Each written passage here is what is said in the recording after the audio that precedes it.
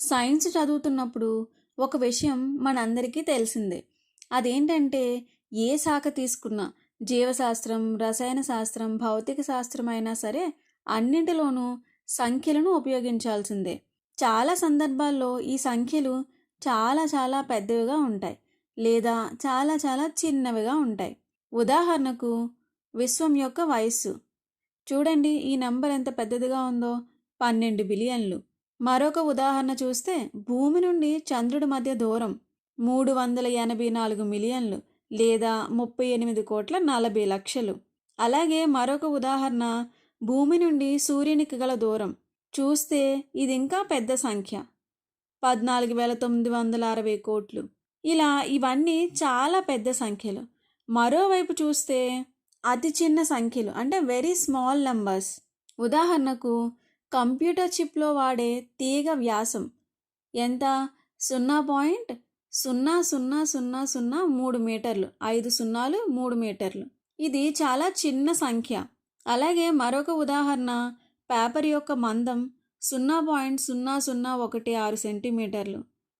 ఇంకొక ఉదాహరణ మొక్క యొక్క కణ పరిమాణం తీసుకుంటే 0.401275 మీటర్లు. ఇవన్నీ చాలా చాలా చిన్న సంఖ్యలు. అంటే సైన్స్లో మనం ఎప్పుడూ అత్యంత పెద్ద సంఖ్యలు లేదా అత్యంత చిన్న సంఖ్యలను ఉపయోగించాల్సి వస్తుంది. ఇప్పుడు ఒక ముఖ్యమైన ఉదాహరణ చూద్దాం.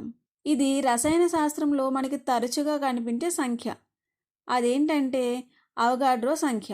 ఈ సంఖ్యను సాధారణంగా రాయాలంటే 6022 20 సున్నాలు. ఇలాంటి సంఖ్యను పేపర్ మీద రాయడం కష్టమే కదా. ఒక సున్నా ఎక్కువైందా తక్కువైందా లేదా సున్నా మిస్ అయిందా అనేది గుర్తించడం చాలా కష్టం మరియు సమయంతో కూడుకున్న పని. ఇలాంటి సమయంలో మనకు ఒక ప్రశ్న రావచ్చు, ఇంత పెద్ద సంఖ్యలను రాయడానికి ఏదైనా సులభమైన పద్ధతి ఉందా అని. ఉంది. దాన్నే మనం ప్రామాణిక రూపం లేదా శాస్త్రీయ సంజ్ఞామానం అంటారు. దీన్నే ఇంగ్లీష్లో స్టాండర్డ్ ఫామ్ లేదా సైంటిఫిక్ నోటేషన్ అంటాము. ఈ పద్ధతిని అర్థం చేసుకోవడానికి ముందుగా 10 యొక్క ఘాతాంకాలను గుర్తుకు చేసుకుందాం.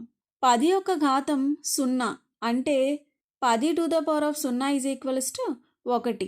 అలాగే తరువాత 10 యొక్క 1వ ఘాతం 10 to the power of 1 is equals to 10. 10 యొక్క 2వ ఘాతం 10 to the power of 2 is equals to 100.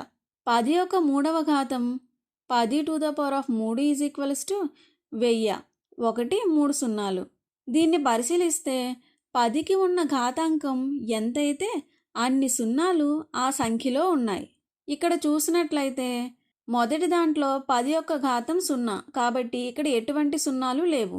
10 to the power of 1లో ఘాతాంకం 1 కాబట్టి ఒక సున్నా ఉంది. తర్వాత 2 సున్నాలు, 10 to the power of 3 కాబట్టి 3 సున్నాలు ఉన్నాయి. అంటే 10కి ఉన్న ఘాతాంకం ఎంతైతే అన్ని సున్నాలు ఆ సంఖ్యలో ఉంటాయి. ఘాతాంకం అనేది ఆ సంఖ్యలో ఉండే సున్నాల సంఖ్యకు సమానం. ఉదాహరణకు 10 to the power of 100. 10 యొక్క 100వ ఘాతం అంటే 1 తర్వాత 100 సున్నాలు ఉండాలని అర్థం. ఇలా 1 తర్వాత 100 సున్నాలు రాసే కన్నా మనం దీన్ని ఎలా రాసుకోవచ్చు? 10 యొక్క 100వ ఘాతంగా రాసుకోవచ్చు. 10 to the power of 100. 1 తర్వాత 100 సున్నాలు పెట్టాలి. ఈ సంఖ్యకు ఒక ప్రత్యేక పేరు కూడా ఉంది. అదేంటంటే గూగోల్. ఇది విశ్వంలోని అణువుల కంటే కూడా పెద్ద సంఖ్యగా భావిస్తారు. మనకి బాగా తెలిసిన గూగుల్ అనే సెర్చ్ ఇంజిన్ పేరు కూడా ఇదే పదం నుండి వచ్చింది. ఈ సంఖ్యను 10 యొక్క ఘాతం 100గా రాయడం అనేది చాలా సులభం. ఇది పెద్ద సంఖ్యలను రాయడానికి ఒక మంచి పద్ధతి. కానీ ఇది 10 యొక్క ఘాతం కోసం మాత్రమే కాదు, ఇతర సంఖ్యలకు కూడా ఉపయోగించవచ్చు. అది ఎలాగో ఇప్పుడు మనం ముందుగా తీసుకున్న అవగాడ్రో సంఖ్యలో ఉపయోగించి చూద్దాం. ఇక్కడ ఏమనుకున్నాము? అవగాడ్రో సంఖ్యలో 6 తర్వాత మొత్తం మనకి 23 సున్నాలు ఉన్నట్టుగా తీసుకుందాం. ఇక్కడ మనకి 6022 ఉన్నప్పటికీ వాటిని కూడా సున్నాలతో పరిగణిస్తే మొత్తం మనకి ఎన్ని సున్నాలు ఉన్నాయి? 6 తర్వాత 23 సున్నాలు ఉన్నాయి. కాబట్టి ఇప్పుడు దీన్ని ఎలా రాసుకోవచ్చు మనం?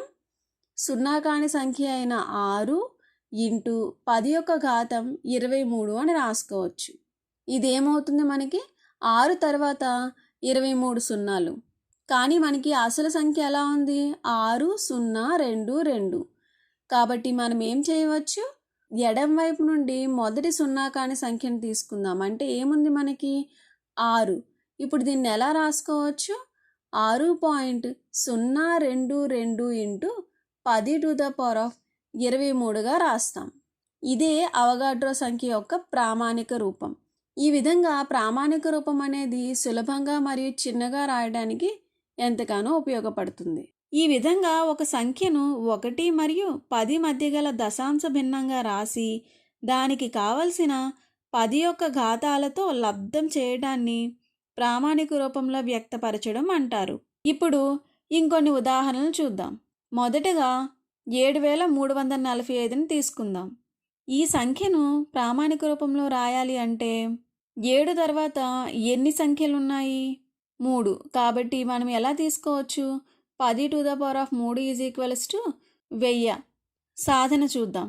7345 ఈజ్ ఈక్వల్స్ టు 7.345 ఇంటూ 10⁻³ అంటే ఇక్కడ దశాంశ బిందువును ఎడమవైపు నుండి 3 స్థానాలు జరిపాం.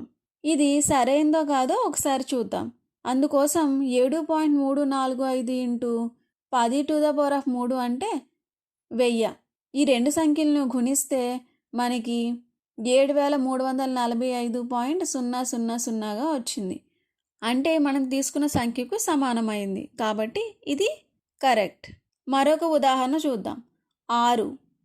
ఇప్పుడు ఈ 6 అనే సంఖ్యను తీసుకుంటే దీన్ని కూడా మనం ప్రామాణిక రూపంలో రాయవచ్చో లేదో చూద్దాం. ఇక్కడ 6 తర్వాత ఎటువంటి డిజిట్స్ లేవు. మనం 10 యొక్క ఘాతాలను చూసినప్పుడు ఘాతాంకం 0 ఉంటే, అంటే 10⁻0 ఉంటే దాని విలువ ఎంత అవుతుంది 1. సో ఇక్కడ 6 ఇంటూ 1 అంటే మనకి మరలా 6 వస్తుంది. కాబట్టి దీన్ని మనం 10 యొక్క ఘాతం 0గా రాసుకోవచ్చు. కాబట్టి ఈజ్ ఈక్వల్స్ టు 6 ఇంటూ 10 యొక్క ఘాతం 0. ఇక్కడ 10 యొక్క ఘాతం 0 అంటే ఏంటి 1. కాబట్టి మనకి విలువ మారదు. ఇలా మనం ఏ సంఖ్యను తీసుకున్నా ప్రామాణిక రూపంలో రాయవచ్చు. ఇప్పుడు చాలా చిన్న సంఖ్యలను చూద్దాం. ఉదాహరణకు 0.00007 5 సున్నాలు 7. దీనికోసం ముందుగా మనం రుణాత్మక ఘాతాంకాలను చూద్దాం.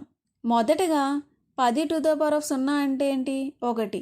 ఇప్పుడు దీని నుంచి వెనక్కి వెళ్తే మనకి మైనస్ అనేది వస్తుంది. కాబట్టి మొదటగా వచ్చేది 10⁻⁻1 is equals to 1/10 is equals to 0.1. అలాగే తర్వాత చూస్తే 10⁻2 హారంలో ఉన్న పదం యొక్క ఘాతాంకం ధనాత్మకంగా మారుతుంది. 1/10⁻2 అంటే 10ని 2 సార్లు గుణిస్తే 10 ఇంటూ 10 అంటే ఎంత 100. కాబట్టి 1/100. దీన్నే మనం ఎలా రాసుకోవచ్చు 0.01. అలాగే తర్వాత 10⁻−3ని తీసుకుంటే 1/10⁻³ ఈజ్ ఈక్వల్స్ టు 10ని 3 సార్లు గుణిస్తే 10 ఇంటూ 10 100, 100 ఇంటూ 10 1000. కాబట్టి 1/1000 ఈజ్ ఈక్వల్స్ టు 0.001గా రాయవచ్చు. ఇలా మనం రాసుకుంటూ వెళ్తే 10⁻⁻6 అనేది ఏమవుతుంది 0.501.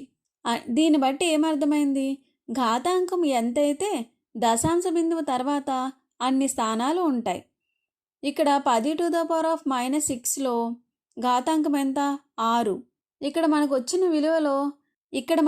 విలువలో దశాంశ బిందువు తర్వాత ఎన్ని స్థానాలు ఉన్నాయి 6. 5 సున్నాలు 1. ఇప్పుడు మన ఉదాహరణ తీసుకుంటే దీనిలో దశాంశ బిందువు తర్వాత ఎన్ని స్థానాలు ఉన్నాయి 6. ఇది మనకి 10⁻⁻6తో సమానంగా ఉంది. అందువలన దీన్ని ఎలా రాయొచ్చు 7 ఇంటూ 10⁻⁻6 అని రాయవచ్చు. ఇంకొక ఉదాహరణ తీసుకుందాం.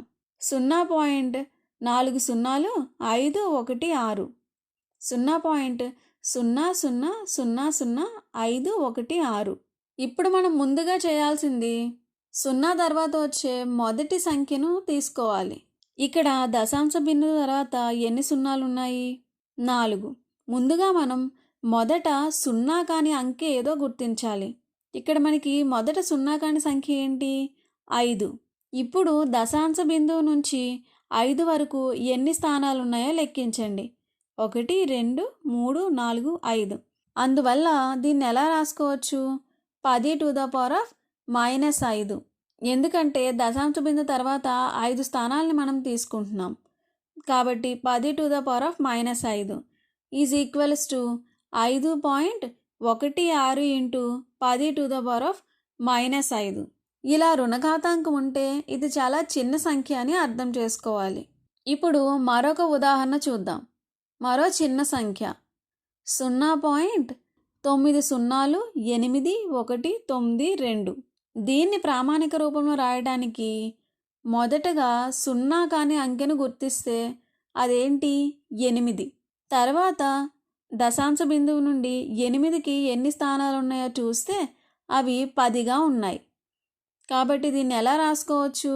8.192 ఇంటూ 10⁻−10గా రాసుకోవచ్చు. ఈ విధంగా చిన్న సంఖ్యలను కూడా మనం ప్రామాణిక రూపంలో రాయవచ్చు.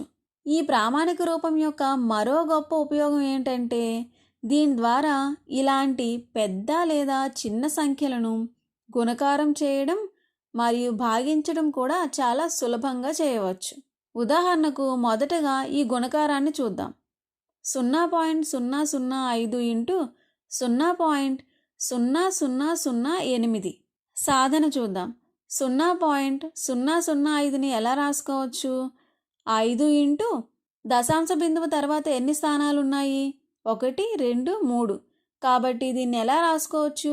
10⁻−3. ఇది చిన్న సంఖ్య కాబట్టి రుణాత్మకమే వస్తుంది. ఇంటూ రెండవ సంఖ్య 0.0008లో దశాంశ బిందువు తర్వాత ఎన్ని స్థానాలు ఉన్నాయి? 4. కాబట్టి దీన్ని ఎలా రాసుకోవచ్చు? 8 ఇంటూ 10⁻−4. ఇప్పుడు మనం ముందుగా చేయాల్సింది సంఖ్యలను గుణించడం. 5 ఇంటూ 8. అలాగే మిగిలిన 10 యొక్క ఘాతాంకాలను కూడా గుణిస్తాం. అంటే దీన్ని ఎలా రాసుకోవచ్చు? 5 into 8 into 10⁻−3 into 10⁻−4 is equals to 5 into 8 అంటే 40 ఇంటూ 10 యొక్క ఘాతాలు. ఇక్కడ భూమి ఒకే విధంగా ఉంది 10 మరియు ఇవి గుణకారంలో ఉన్నాయి కాబట్టి ఘాతాంకాలను ఏం చేయాలి? కలపాలి. Into 10⁻−3 plus -4 is equals to 40 into 10⁻−3 plus into -4 అంటే -4. కాబట్టి 10⁻−3 -4 అంటే ఏమవుతుంది? 10⁻−7. అంటే ఫలితం 40 ఇంటూ 10⁻−7గా వచ్చింది. మరొక ఉదాహరణ చూద్దాం. 6 ఇంటూ 6.022 ఇంటూ 10⁻23 ఇంటూ 7.23 ఇంటూ 10⁻−22. ఇక్కడ చూసినట్లయితే అవగాడ్రో సంఖ్య 6.022 ఇంటూ 10⁻23 అని ప్రామాణిక రూపంలో సులువుగా రాసుకున్నాం. అదే మనం ముందు రాసినట్టుగా దాని తర్వాత 23 సున్నాలు పెట్టుకుంటూ వెళ్తే గుణకారం చేయడం అనేది ఇక్కడ చాలా కష్టంగా ఉంటుంది. ఇప్పుడు సాధన చూద్దాం. మొదటగా సంఖ్యలను గుణించాలి. అంటే 6.022 ఇంటూ 7.23 ఇంటూ 10 యొక్క ఘాతాంకాలు ఉన్న సంఖ్యలను గుణిస్తే 10⁻23 ఇంటూ 10⁻−22. తర్వాత 10 యొక్క ఘాతాలు ఉన్న సంఖ్యలు గుణకారంలో ఉన్నాయి కాబట్టి మరియు ఒకే భూమి 10ని కలిగి ఉన్నాయి కాబట్టి ఘాతాంకాలని కలపగా 10⁻23 ప్లస్ -22గా వచ్చింది. ముందుగా మనం సంఖ్యలను గుణిస్తే ఇది దాదాపుగా 43.5గా వస్తుంది.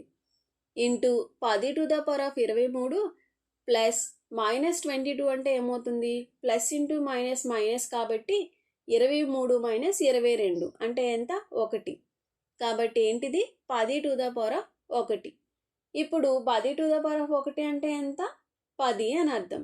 అందువల్ల ఈ రెండు సంఖ్యలను గుణిస్తే మనకి దాదాపుగా సమాధానం ఏమొస్తుంది? 435. మనం ఏం నేర్చుకున్నాం? సైన్స్లో చాలా పెద్ద సంఖ్యలు మరియు చాలా చిన్న సంఖ్యలు తరచుగా ఉపయోగించాల్సి వస్తుంది. ఇలాంటి సంఖ్యలను సాధారణ రూపంలో రాయడం కష్టమని గుర్తించాం. ఈ సమస్యకు పరిష్కారంగా ప్రామాణిక రూపం లేదా శాస్త్రీయ సంజ్ఞామానం సైంటిఫిక్ నోటేషన్ ఉపయోగిస్తామని నేర్చుకున్నాం. ఒక సంఖ్యను 1 నుండి 10 మధ్య ఉన్న దశాంశ సంఖ్య ఇంటూ 10 యొక్క ఘాతాంకం రూపంలో ఎలా రాయాలో తెలుసుకున్నాం. ధనాత్మక ఘాతాంకాలు పెద్ద సంఖ్యలను, రుణాత్మక ఘాతాంకాలు చిన్న సంఖ్యలను సూచిస్తాయని అర్థం చేసుకున్నాం. అవగాడ్రో సంఖ్య వంటి అతిపెద్ద సంఖ్యలను ప్రామాణిక రూపంలో సులభంగా రాయడాన్ని తెలుసుకున్నాం. ప్రామాణిక రూపం ద్వారా గుణకారం, భాగాహారం వంటి గణనలను చాలా సులభంగా చేయవచ్చని కూడా తెలుసుకున్నాం. ఈ విధంగా ప్రామాణిక రూపం అనేది చాలా పెద్ద సంఖ్యలను, చాలా చిన్న సంఖ్యలను సులభంగా రాయడానికి, అర్థం చేసుకోవడానికి మరియు గణనలను సులభంగా చేయడానికి చాలా బాగా ఉపయోగపడుతుంది.